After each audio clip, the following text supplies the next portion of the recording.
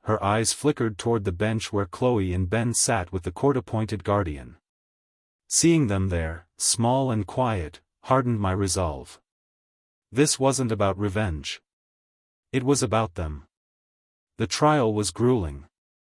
Megan's lawyer did everything he could to frame her as a loving mother who'd made a few mistakes, minor indiscretions that, he argued, had no bearing on her ability to care for her children. Greg didn't let that narrative stand. He was relentless, methodical as he tore their arguments apart. Piece by piece, he laid out the evidence: Megan's misuse of marital funds to fund her affair, her repeated lies about her whereabouts, and the damning emails I'd uncovered. He painted a clear picture of her neglect, of late pickups, forgotten responsibilities, and broken promises. And then came the final blow, the video. Greg showed the footage of Ryan with the other women at the bar, driving home a hard truth: Megan hadn't just shown poor judgment, she had aligned herself with a man of deeply questionable character. By the time Greg delivered his closing arguments, there was nothing left for Megan's lawyer to rebut. The evidence spoke louder than anything they could have said. When the judge returned to deliver the verdict, the room seemed to hold its collective breath. Based on the evidence presented, the judge began, his voice steady and deliberate, "It is clear that the defendant, Megan, has demonstrated a pattern of behavior that raises concerns about her ability to provide a stable and nurturing environment for the children." I felt my pulse quicken, but I stayed still, listening to every word.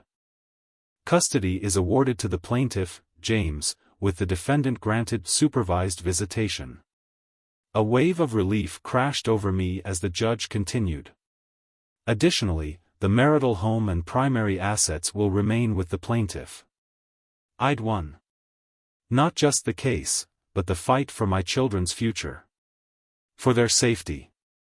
For their chance at stability. Across the room, Megan sat frozen, tears streaming silently down her face. Her shoulders slumped, her composure shattered. Whatever she had imagined would happen, this wasn't it. But I felt nothing for her, not anymore. She'd made her choices. Now, she had to live with the consequences. As I left the courtroom, Greg clapped me on the shoulder. "You did good, James," he said quietly. "The hard part's over." I looked toward the bench where Chloe and Ben sat, their little faces lighting up as they saw me. In that moment, I knew Greg was right.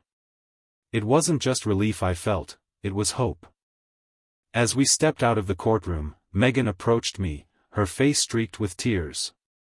Her voice was a fractured whisper as she spoke. "James, please," she said, her words trembling. "Don't do this. I can change.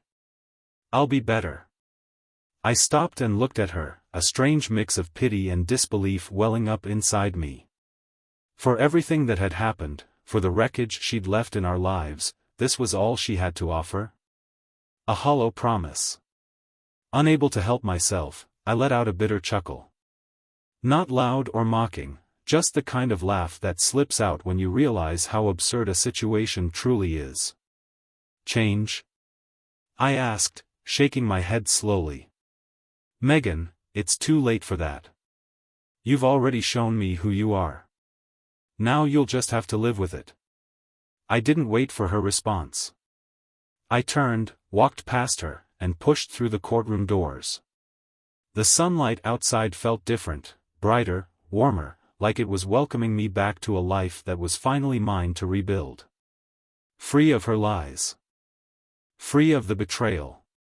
When I got home, Chloe and Ben were waiting for me. They ran into my arms the moment I stepped inside, their laughter and hugs filling the room like a burst of light. For the first time in longer than I cared to remember, I felt at peace. The battle was over, and I had won, not just for myself, but for them. The weeks following the trial were a quiet blur of routine and healing. Megan tried reaching out repeatedly, calls, emails, even showing up unannounced at the house. But I stayed firm. Every attempt was met with silence. Her calls went unanswered. Her emails sat unread. There was nothing left to say. Nothing I wanted to hear. I wouldn't let her manipulate me, and I certainly wouldn't let her disturb the peace I'd worked so hard to give Chloe and Ben. Surprisingly, the kids adjusted faster than I'd expected. The tension that had poisoned our house for so long was gone, replaced by a sense of calm and security. Chloe spent hours decorating her new room, proudly showing me her hand-drawn signs and carefully arranged shelves. Ben had claimed the backyard as his kingdom, running through the grass with his favorite toys and shouting gleefully at nothing in particular. Watching them laugh, watching them thrive, it made every step, every struggle worth it. One evening, after the kids had drifted off to sleep, I sat in my office with an old notebook and a pen. I found myself cataloging everything Megan had lost, a final reckoning of the choices she had made and the consequences she couldn't escape. The most significant loss? Chloe and Ben. Once, she had been their world. But her lies, her absence, and her betrayal had shattered that bond beyond repair. With the court awarding me full custody and limiting her to supervised visits, she was now little more than a guest in their lives, present for fleeting moments under someone else's watchful eye. The home she had once lovingly decorated, the space she had claimed as her sanctuary, now belonged to me and the kids. Megan had no choice but to retreat to the temporary shelter of her sister Jenna's guest room. Financially, her world had shrunk too. With our accounts frozen and marital assets protected, Megan's access to our shared life was gone. Her job paid well enough to keep her afloat, but the lifestyle she had clung to, dinners out, luxury hotels, impulsive spending, was no longer within reach. The trial had laid bare every sordid detail of her affair. The video, the messages, and her own words had spoken louder than anything she could say to defend herself. Friends who had once adored her now kept their distance, unwilling to associate with someone who had so brazenly betrayed her family. Perhaps the cruelest irony of all was Ryan. The man for whom she had thrown away everything, her marriage, her children's trust, was gone. The moment his wife discovered the affair, Ryan had severed all ties with Megan, retreating to salvage what was left of his own life. She had gambled everything, and lost. I closed the notebook and leaned back in my chair, exhaling slowly. There was no joy in her ruin, but there was a sense of justice. Megan had made her choices. Now she was living with the fallout.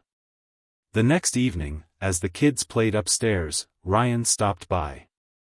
He walked in with a six-pack of beer and the kind of grin that only comes when a long battle has been won.